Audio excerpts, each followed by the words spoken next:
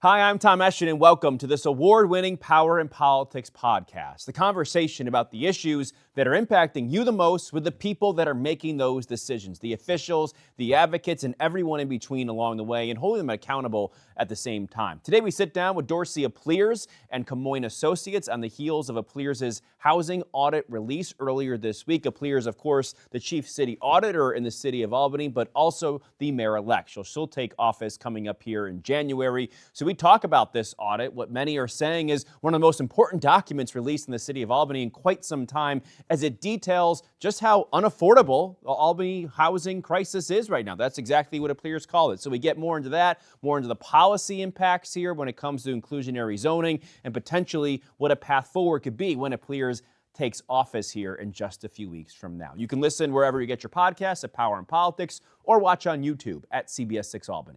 So obviously this is something that you have been working on for quite some time, and it comes at a time when you're going to be mayor here in about a month or so. So what did you want to accomplish here by presenting this information and gathering it, and how do you want to use it moving forward? So the purpose was really to create a foundation for the development of a comprehensive housing plan for the city that's right-sized for the city.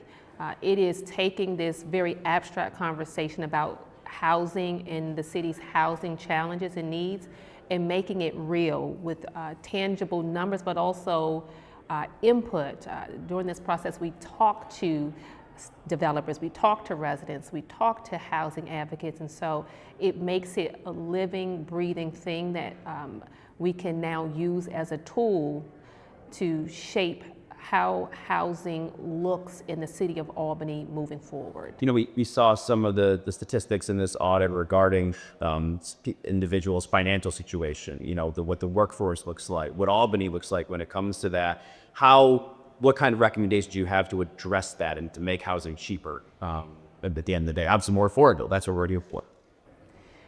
I would actually step back a bit to say that what this audit shows us is that the city of Albany, the capital city, already shoulders a huge disproportionate burden when it comes to supportive housing, low-income housing for the county.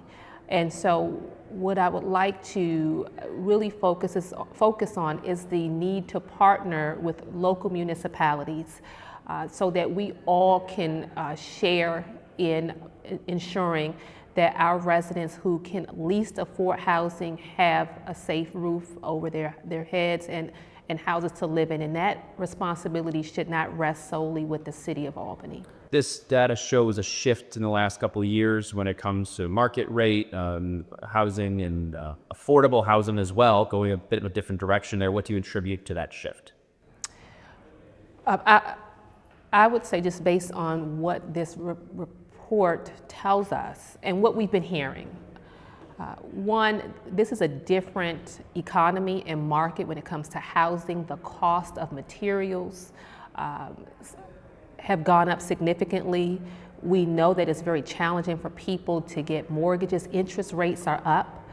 But also drilling down at the city level, we have policies on the books. We talked about the inclusionary zoning legislation that is currently being discussed, but there are also policies that impact market rate development in the city of Albany and the development of housing.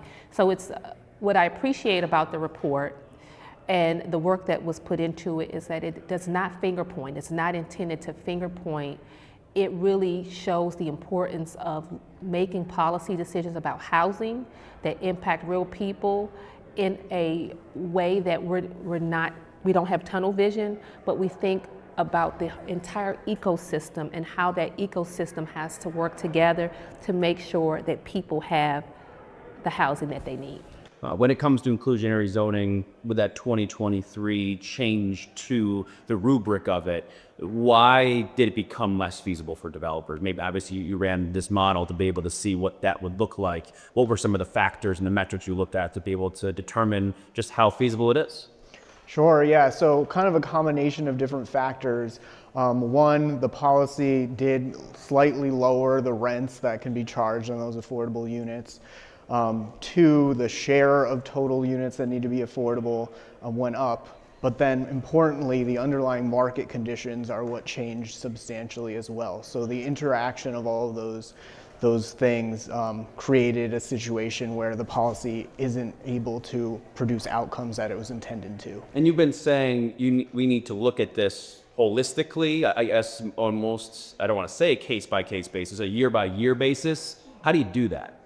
Yeah, so typically with these types of analyses, you would kind of develop some prototype developments. We did one in the audit report, but for an expansive study, you would want to look at developments of all different scales and types and kind of run the numbers on what it would look like. And then you make tweaks to the policy and pull different levers on, the share of units, the levels of affordability you're talking about, the length of time. All of these things can be adjusted, and then it's kind of a balance between making a policy that isn't so complex that developers are scared away by it, but still achieves the results. And that can be done in the city. It's just kind of a matter of really paying attention to market conditions and adjusting. And I believe it does say in here that the 2017, which you were the architect of, also had some issues, right? And you found that as well. To 2023 wasn't the only problem, I guess, if you want to call it that, in this context, right? So in the study, if the 2017 ordinance was in place today, it would also not be feasible. Prior, when market conditions were more favorable to development, it did work and we did see units going online. So again, that speaks to shifting market conditions as being the underlying factor there. I did want to ask specifically, Mayor-elect, I know that you have, I don't know if you've looked at this or not, but I did want to bring it up when it comes to other municipalities outside of it. You have a relationship with Michelle Wu in Boston, and I've seen they also have inclusionary zoning there. Have you looked at all at that when it comes to looking at what to do now moving forward? I have looked at what other municipalities are doing and will continue to do so. I think what we have to be mindful of, though, in the city of Albany is that we have a very unique market. It's different from Baltimore, it's different from New York City, it's even different from Saratoga and Troy.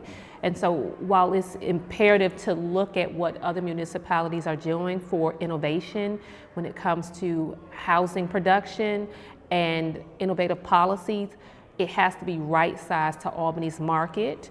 And so any new policy idea or initiative has to be stress tested to ensure it pencils out and it makes sense for Albany's market. And we've talked a lot about the uniqueness of the city of Albany and what makes our market a little challenging in the current moment.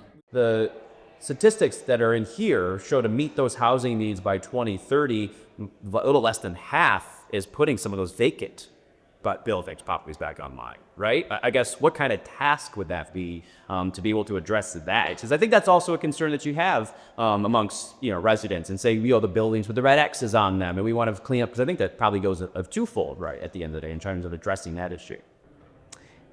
Yeah, so we have to be willing to chew gum and run at the same time to address our housing challenges while focused on new housing development. That is also imperative. We also can't neglect the fact that we have a little over 4,000 units that are sitting, but these units have complexities to them that have to be taken into consideration, the cost to fix them up. And so any housing strategy or plan that the city develops has to take into consideration how do we unravel the layers that come with our aged infrastructure, and I think tell our story. There are people who love the historic nature of our city, the character, the housing stock, and have the financial means to invest in the stock that we have. And so we have to tell our story, really promote what we have so that we can get, as we like to say, breathe life back into some of these beautiful aged infrastructures that currently just sit. Final thought here is just one of the looming issues in the city is this College of St. Rose and that property and all those buildings that are there. Is that at all a factor here and being a little more proactive in a city standpoint of trying to engage with the county to make sure that those properties could potentially be filled with housing?